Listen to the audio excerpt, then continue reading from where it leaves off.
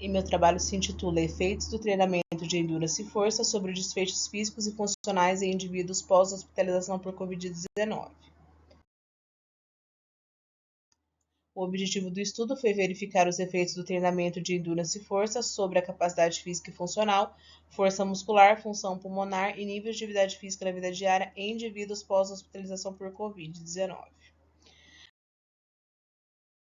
A nossa amostra compreendeu 19 indivíduos que, pós-internação por Covid-19, que tinham sido internados com uma média de 22 dias de hospitalização e que autorrelataram limitações físicas e funcionais após a alta hospitalar.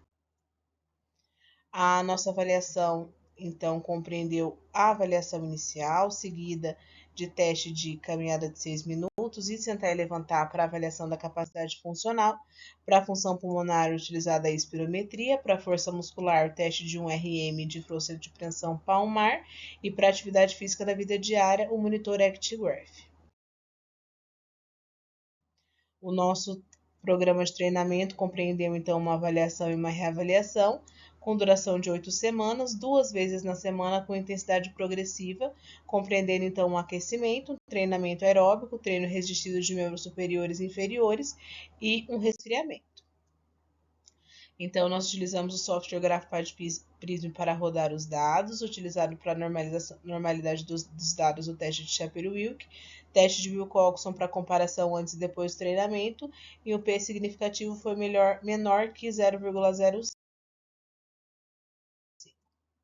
Na tabela 1, então, observamos uma melhora em todos os testes após o treinamento físico.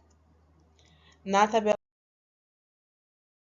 2, podemos observar uma melhora significativa do CVF após o treinamento de 8 semanas. E na tabela 3, um aumento no número de passos e maior tempo nas atividades moderadas e vigorosas após o treinamento físico de 8 semanas.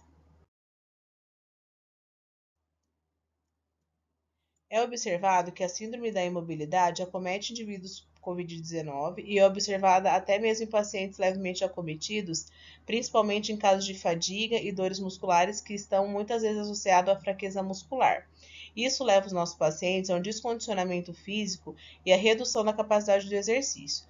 Dessa forma, a reabilitação pulmonar ela vem auxiliando na melhora da condição física desses pacientes, e foi por isso que ela foi utilizada como abordagem terapêutica mais indicada para os pacientes com Covid-19.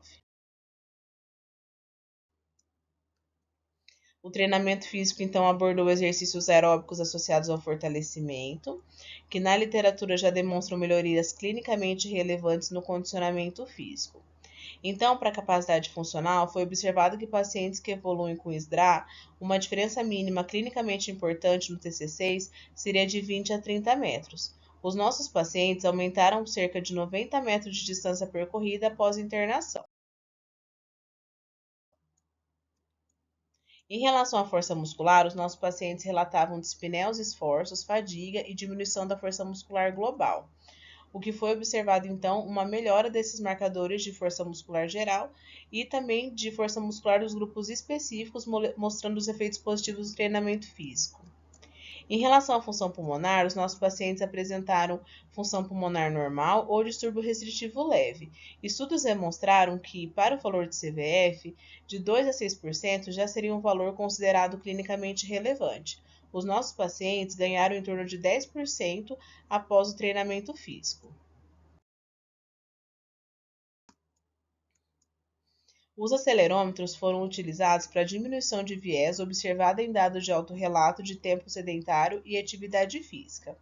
Em um estudo prospectivo, foi demonstrado que a relação do nível de atividade física com o número de readmissões hospitalares e trouxe também que, para pacientes com risco cardiovascular, maior tempo em atividade física moderada vigorosa foi associado a reduções do risco de morbidade. Concluímos então que o treinamento de endurance e força foi eficaz na melhora da capacidade física e funcional, força muscular, função pulmonar e nível de atividade física na vida diária em indivíduos pós-internação por Covid-19. Muito obrigada!